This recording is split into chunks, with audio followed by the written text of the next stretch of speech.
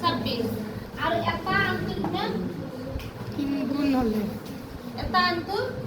3 গুণ হলে 3 গুণ আর x মানে কিমান 3y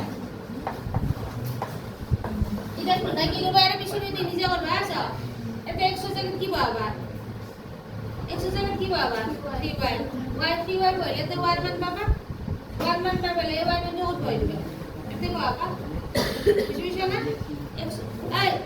রাজা পাবা বুঝছো না কি স্যার এর পরে x এর মান যোগ করে দিবে এখন বয়দের এতে এক নম্বর তো লেখবাই এক নম্বর নিবন্ধন তো লেখা লেভেল ইলেকশন মান তো বয় দিবা বয় দিলে কি মান পাবা y মান পাবা আর y মান যোগ করে দিবে নাম্বার আসছে এতে কি আছে x y মান 26 x এর জায়গায় কি লিখি এতে মান তুললে আছে না নাই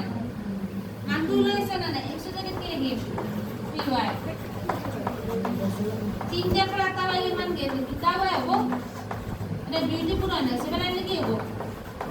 কারণ দুইটি 26 এর কি হয়ে যাব 13 বার এর 13 তো কত হয়ে দিন কত হয়ে দিন অঙ্কিতা এটা তো কত হয়ে দিন 2 হয়ে দিন 2 নম্বর অনুকরণ